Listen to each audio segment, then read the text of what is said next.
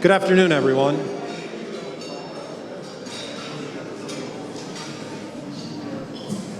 Good afternoon, and thank you for joining us today. It's a beautiful day to have an event like this, and we're in a beautiful place, so thank you for being here first and foremost. We would also like to, first off, my name is George Lepiniotis. I'm an attorney with Krieg DeVault at our Mishawaka office. We are very proud and privileged to be sponsoring tonight's event, along with the Horton Group and, of course, the South Bend Regional Chamber of Commerce. As many of you know, we are living under very different times, so we appreciate all of your efforts to help protect each other and the governor. That we are under specific rules tonight by the governor and his staff that we wear masks when he comes in, so we would appreciate your cooperation in that regard. I guess he has an important job, and so we don't want him to get sick. You know, we are, at Krieg DeVault, we're a business-focused law firm where we offer full services, but we also are very keenly aware of the business climate here in the state. I think we're going to get into that today, and Jeff is going to talk more with the governor about Indiana business and how COVID has impacted it, and maybe some of the things that are coming up on the horizon. We're also pleased to have our co-sponsors Horton here, as I said. So without further ado, I'm going to introduce the man who's going to introduce the governor. So one of our local luminaries, Tim Sexton, Vice President of Public Affairs at the University of Notre Dame. Tim, the mic is yours.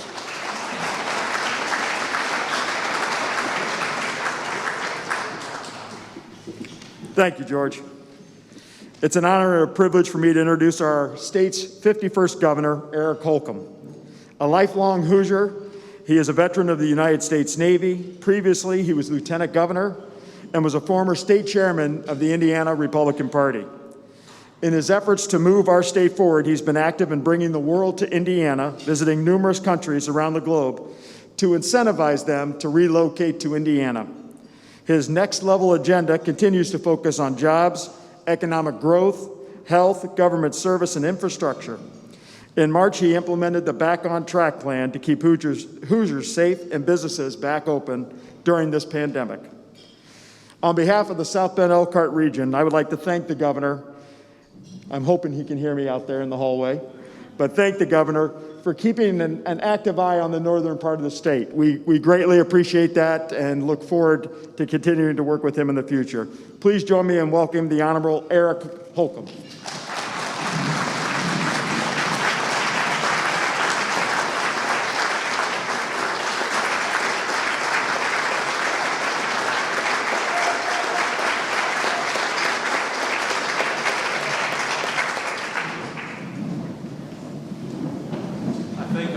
I think so. Well, good afternoon, Governor. We're thrilled that you could join us today. It's a beautiful day. Good. I do have a small token of our appreciation, just some goodies from northern Indiana that you can take back with you. So I just wanted to make sure I didn't forget about that later. You don't have to wear the stocking cap today. Yeah. Sure, yes, exactly. Fantastic. Oh, wonderful. I will devour these. All right. Thank you. Sounds good. And wear with pride. There you go.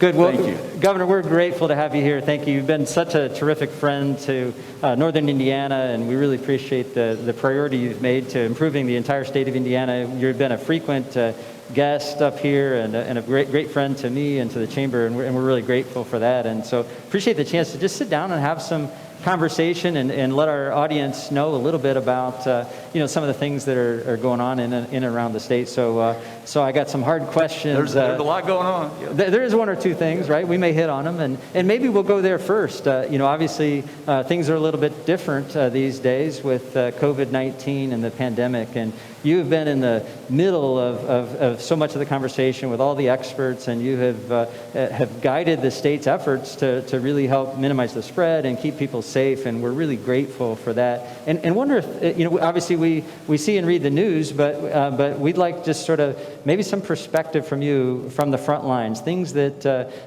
you want to tell us about the COVID effort and things that we as business people should be doing to help get Indiana where it needs to go. Critically important, obviously, the business community's role in not just our recovery, but crossing the bridge to the other side. And I should start with just an expression of gratitude for everything that everyone's done, whatever walk you find yourself on. Truly, we are all in this together. That's not just rhetorical. It's actually, we're dependent on that fact.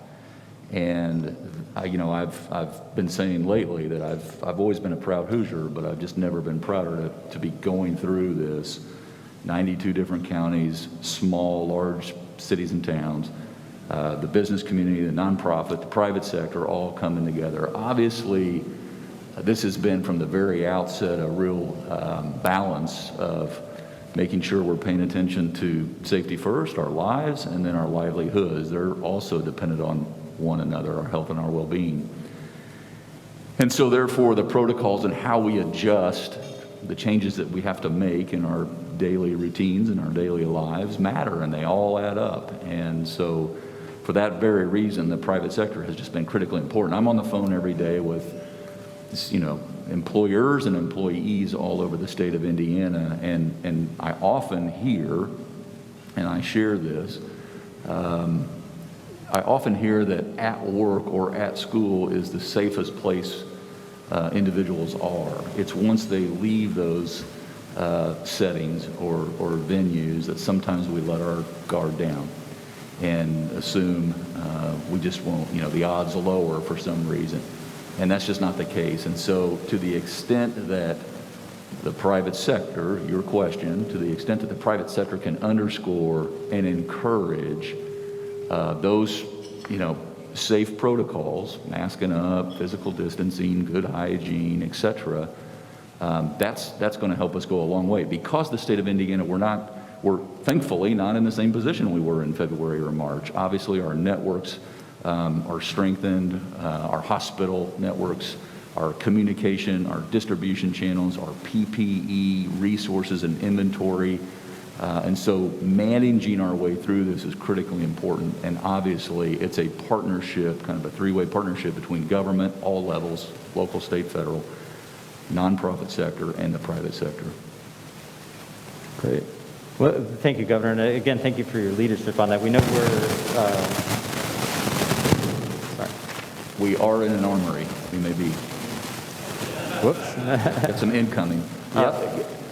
Yeah, I mean, it's obviously, when I assess this and look out, pre-COVID, post-COVID, during COVID, it's all about making sure that your employee and your customer confidence is high.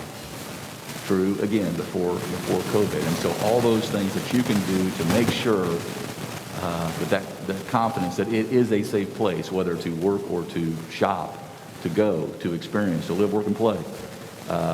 Those things matter, and they add up.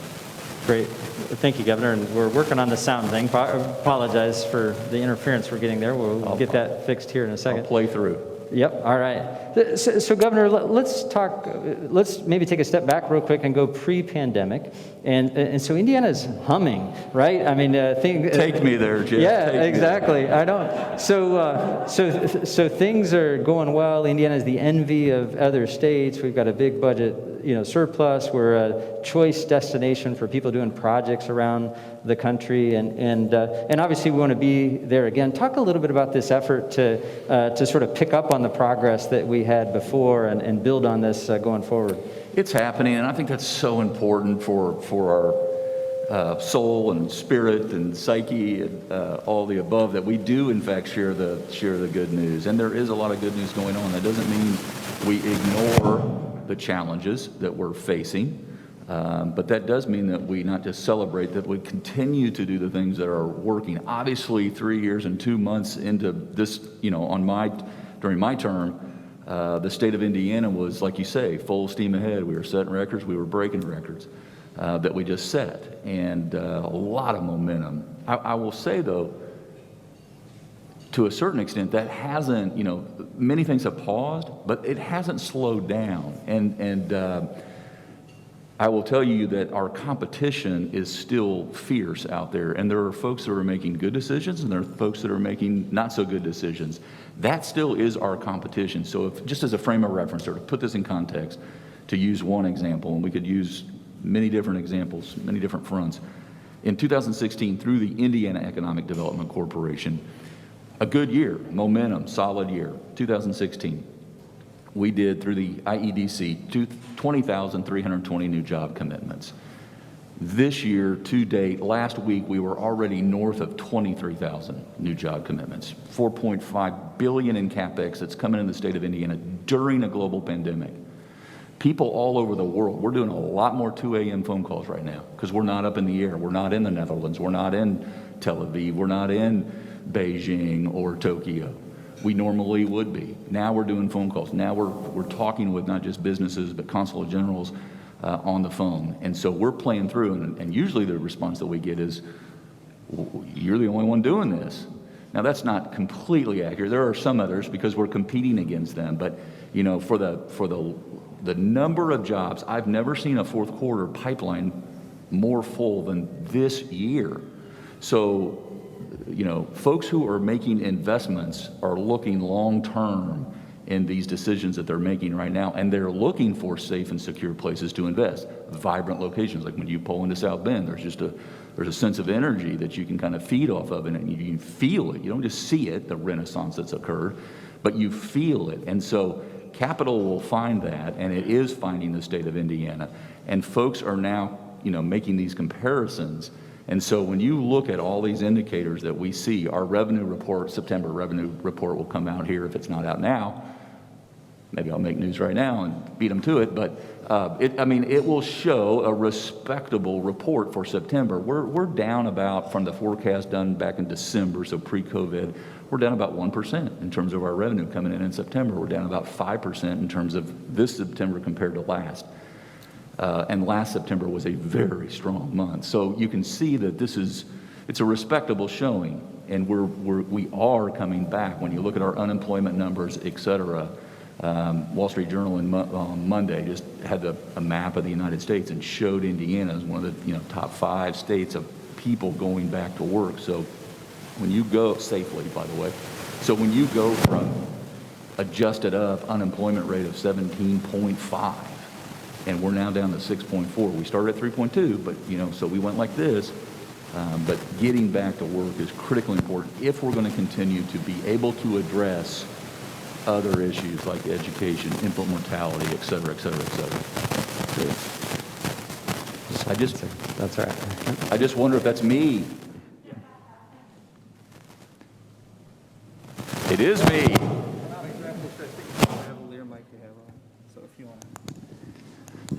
Testing 1, 2, 3. All right. I think we got you. Give the man a hand.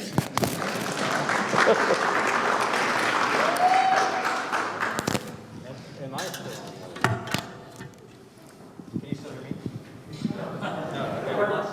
We lost me. We're going to lateral the microphone back and forth. Apparently it's you they wanted to hear anyway, I guess. I don't know what happened here, so who knew? So I'd like to expand on that point for just a second. So obviously the economies of every state and community have been hit hard. Everybody is competing for those jobs, and once those land in their areas, just speak a little bit to the Indiana advantage and what some of those things are that differentiate us from some of those other states who want that same investment that the state is seeking. Gonna do this little soft shoe routine, me and you together. Yeah. Well, it's a long list, but I'll try to narrow it down to the kind of the issues that we hear most about when we're out taking Indiana to the world or trying to bring the world back to Indiana. That's obviously the investments that we're making in people. Obviously, top of mind is, if I locate there in Indiana, will you be able to supply me with a workforce so that I can grow at my determined scale and pace? So investing in people, our health and well-being, as I just said. The cost of doing business, is is the math going to work for me? The tax, the regulatory environment, et cetera, et cetera. And then the infrastructure, the ability to get their products to and from the marketplace, wherever that ultimate destination may be. The bonus that factors into the conversation, every conversation now, is quality of place, quality of life. And this is often kind of that X factor where you quickly get to how much are you investing in where my employees are going to call home? What access to amenities do they have? How does it stand out? This is where we are. This is the Indiana advantage right now. Our phone is ringing off the hook, and I'm not trying to pick on anyone. I'm rooting for everyone across America, but our phone is ringing off the hook from different locations that are seeking what we have, and that is a menu of options: rural, urban, suburban. You can live in South Bend, you can work in South Bend, and you can live in the country, or vice versa. And so having that mix, having that diversity, we're starting to hear from not just CEOs, we're hearing from individuals. And this is where all three of those things, investing in our people, investing in our infrastructure, investing in our ecosystem, all matter, because we're thinking about this very strategically, whether it's 31 in that corridor or whether it's 2 rail projects. $1.4 billion we're investing in 2 rail projects coming out of the nation, one of the nation's top 3 economies.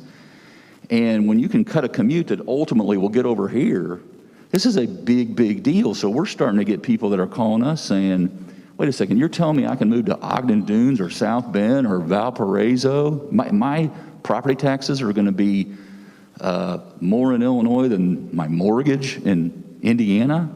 Like, I can do that kind of math. And so those, infrastructure investments, same thing coming out of Louisville. There's a migration coming up north out of Louisville into Clark County. And so it matters, those infrastructure investments. So it's not just one thing, obviously. It is a menu that is really propelling the state of Indiana, and it's the continuity, it's that commitment to those basics, and then following up, not just talking about it. Great, thank you, Governor. So you touched briefly on the finances, the sound financial position. Obviously, Indiana had a nice budget surplus in case a rainy day happened and such. And there's been a lot made about how this pandemic impacts state and local governments and such. So can you talk just briefly about sort of the planning, as the CEO of the state, the work you're doing to sort of help navigate what could be some challenging financial times ahead? Thank you. Yeah. Well, they are challenging, obviously, but 2008, 2009 was challenging. We see these cycles. This one is somewhat unprecedented because of the health condition and the spread and the therapeutics and vaccine need that factor into that. So there's still that backdrop that's there that makes this unique. Although we are finding out how to manage our way through this, even with such great loss and heartache. What the state of Indiana has sought to do is, again, balance lives and livelihoods. Thank goodness we did have a savings account for that rainy day. Thank goodness we were fixing the roof when the sun was shining. Because I do talk to other governors on a very frequent basis. We're not all in the same position today or 2 years ago. We have made difficult decisions. We have had to pause certain projects and investments that I would have loved to have gone forward with. We have had to stop. We have had to cut. I've had to go to every agency and say, I know you were cut to the bone before, and I know you were doing a great job, but we got to find 15% more somewhere. And so we've kind of taken a multi-front approach to this, and we've said we're going to have to manage our way through it, and that means we're going to have to cut, and we're going to have to grow. And so that's why we've kept our head down, been very kind of quiet about it. We're not, up in the air and all over the world, but we are all over the world. And so those growth numbers bode well. And when you look at single-family home, building permits, when you look at home sales, when you look at RV sales, when you look at, what we do, this bodes well for our economy in the future. And I will say that there are other states that aren't in that position because they didn't they didn't sail into this storm with a ship as strong as Indiana has. Thank you. You introduced infrastructure, and I'd like to spend just another second talking about it. First, on behalf of the region, saying thank you for the commitment from the state on the South Shore. As you mentioned, that's been a big local priority as well, and the fact that it comes here and will make that trip quicker, we think really benefits our region, probably as much or more than even the closer you get to Chicago, and so we really like that and know that it couldn't have happened without a great partnership from the state. Similar with things like US 31, where it's brought us closer to Indianapolis, and we're really grateful for that. Obviously, those are some big ticket items. You have a lot of big ticket items on your next level, taking our roads to the next level, and so can you speak to a second about full speed ahead on those? Should we expect timeline impacts on those? Just sort of maybe the state of some of those key infrastructure projects amidst sort of the challenges that you may face the next few months. Yeah, we are full steam ahead, and I don't say that cavalierly. That we did. You probably sat back in your chair. Maybe the mayor here did too, as well. When we mentioned that we were going to pause on the community crossings program, that is a wildly popular program where the state and local communities partner together on road projects in small towns and big cities. We were able to, because our revenues were coming back online, put that program, full speed ahead and give it the green light to move forward. That should be an indicator that these projects, transformational projects, like you mentioned, like 30, like 20, like 31, like 69, are moving forward. And so when you think about on 31, I mean, again, this is a huge corridor of opportunity for the state of Indiana and for the country for that matter. But having AM General, having Grissom, having Indianapolis, having Notre Dame, this constellation of entities that are all contributing to not just national security, but to our local economies in relatively close proximity to one another. That's real synergy when we harness that and tap into that. And so that's why yes, I like to be able to drive up to Notre Dame football games, quicker and put it on cruise control and not take it off. And we got 6 interchanges to deal with and some railroad crossings, et cetera. And we're doing that. So those are still in the plan, still moving forward. 236, if you're familiar with Hamilton County, 236 and 276th Street, 2 interchanges that are happening. There's some in Miami County, Fulton, Marshall, 6 total, signals that need to be removed, and then the railroad and a flasher, a blinker. But yeah, that's absolutely, if we're going to realize that corridor's true potential, and there's a lot of good news coming yet this year in terms of not just our infrastructure projects. You'll see some folks from the U.S. Department of Transportation later this month on the ground in the state of Indiana. We're also I've talked a lot about hypersonics and microelectronics in terms of the future of the state of Indiana and tripling our defense investment, capturing that. That sounds like a bold statement. I meant it. We're on the road to doing that. But it's going to require us to make sure that we continue to make those investments, not just roads, but in broadband internet connections as well, up and down various corridors throughout the state of Indiana. But they're not being sacrificed right now because of COVID-19. Good. Thank you, Governor, and thanks again for the priority on this. We're grateful for the state has made a $1 billion investment already in US 31, and that's not forgotten here. We're really grateful for the priority that your predecessors and you have made of that roadway.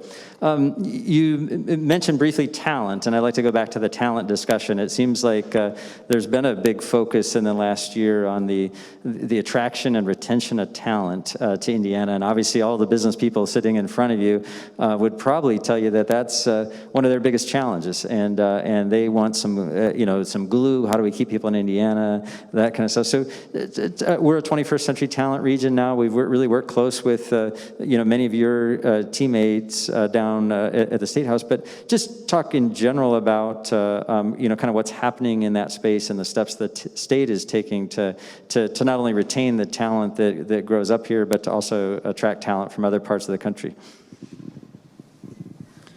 Yeah, perfect place to talk about this, and I don't say this because Tim Sexton is in the house, but when I think about our kind of inspiring history, and we were together, boy, that was 2017.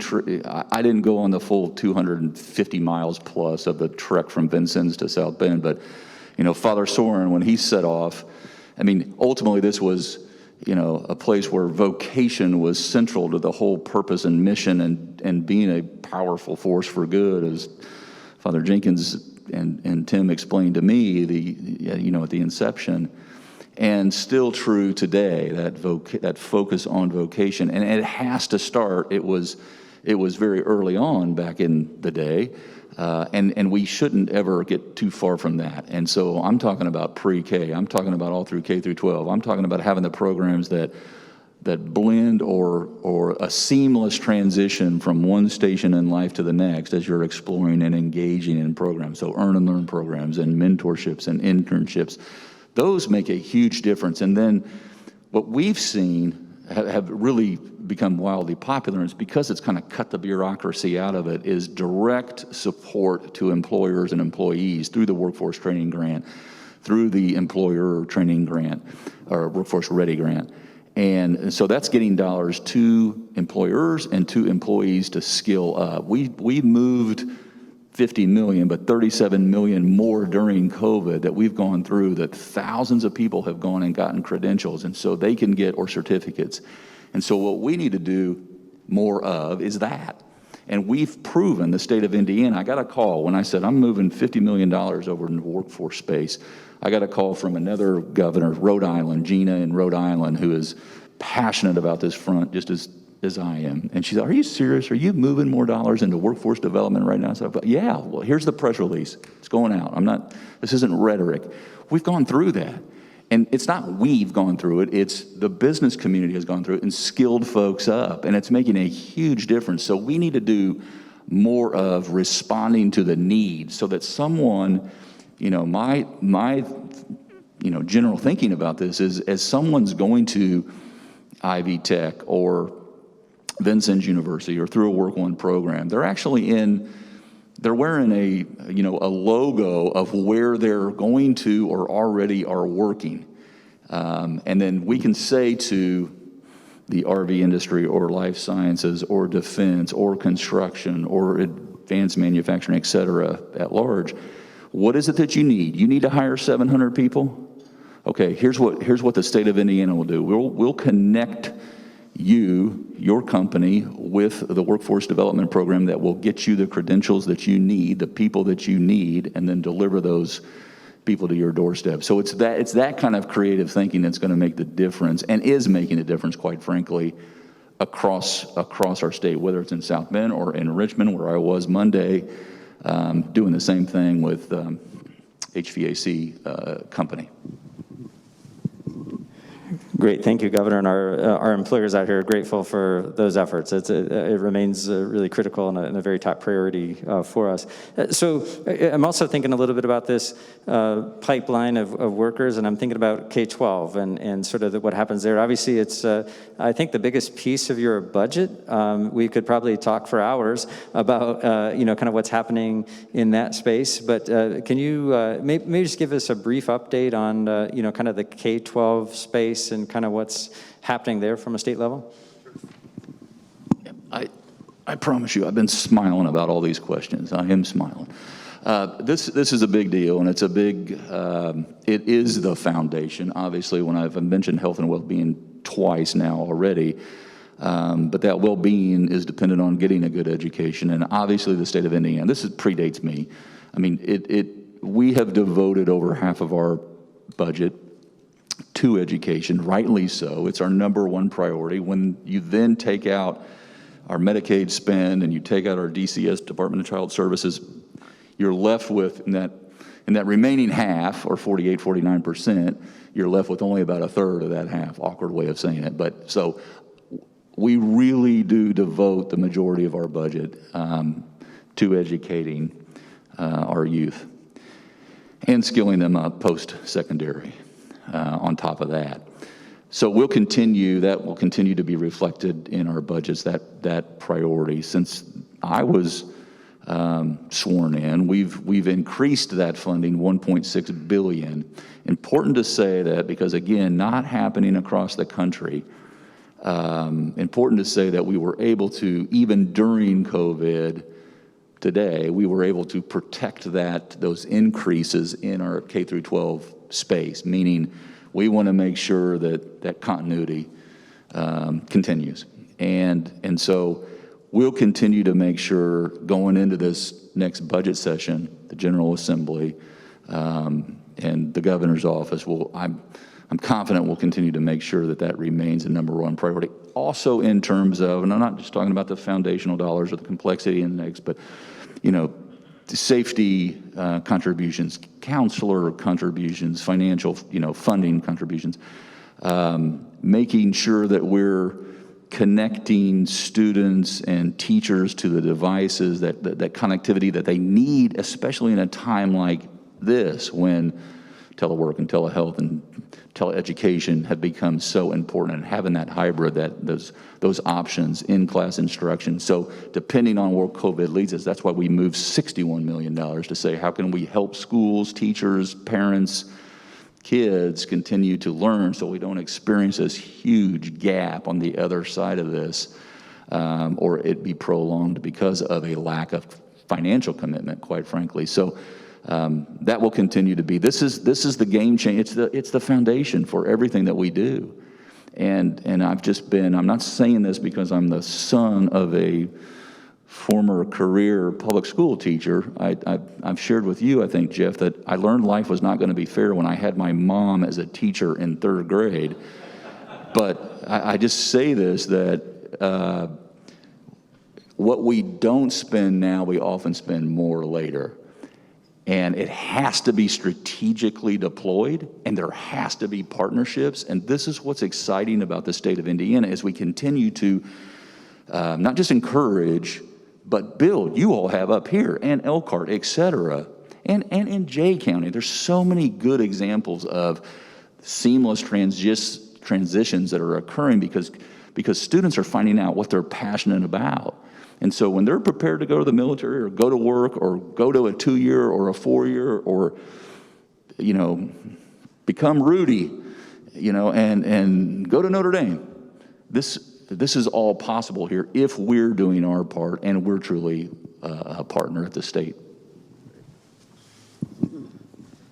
Governor, we're nearing the end of our time. And I think any final word, final thought that you want to share with us, final message that you want folks as they leave today to take with them?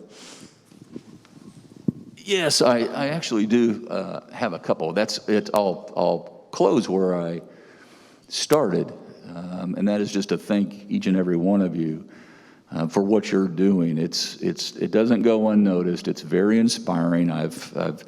I'm very proud of the team that we've assembled. I used to say I have a fave 5 on my cell phone of doctors now, which I wouldn't have imagined to have, but it's actually a lot more than 5. And these folks have the head and heart and desire for this type of service for this moment. And it only works when we are partnering together, all sectors, nonprofit, private, and government, all levels.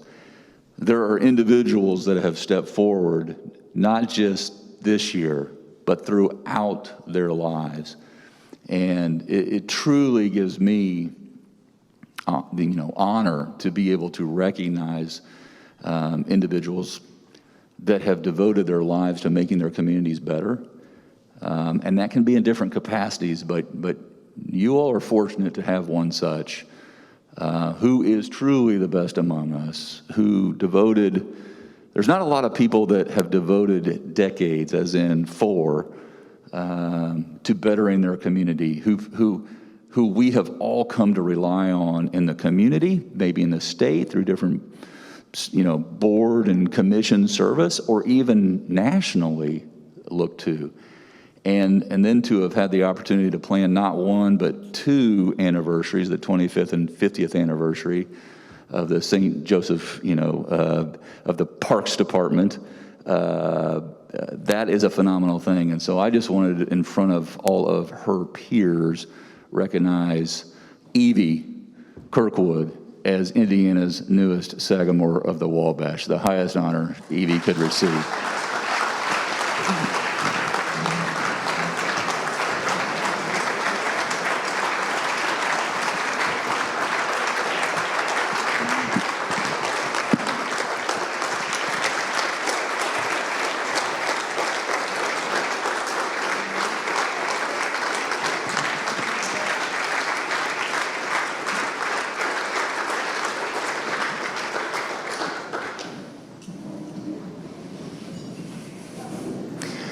Now you know why we're all here, Evie.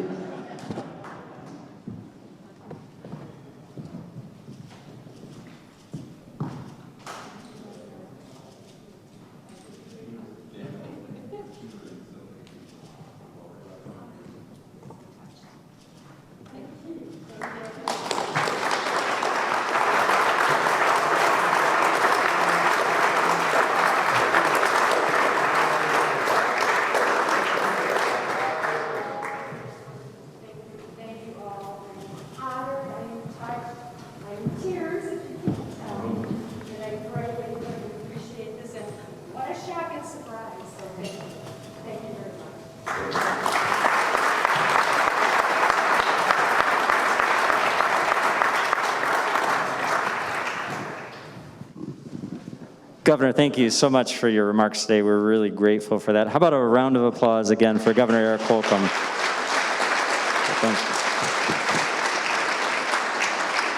Great. I'm going to invite Tom Housen from the Horton Group up for some final words here. Tom? Thanks, Jeff.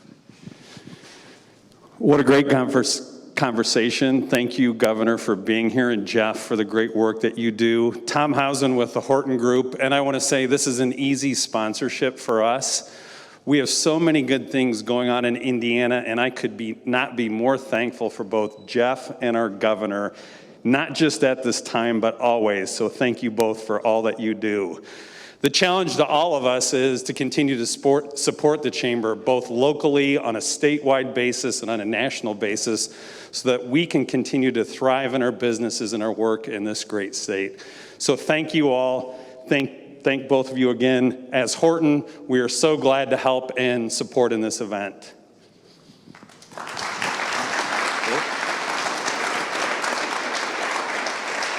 All right, well, that concludes our program today. Thank you so much for being here. We appreciate your continued support of the Chamber. We'll work to stay connected. We're hoping that as things get better, we can continue to gather like this. We appreciate you following safe practices today, and we look forward to connecting with you again here in the future.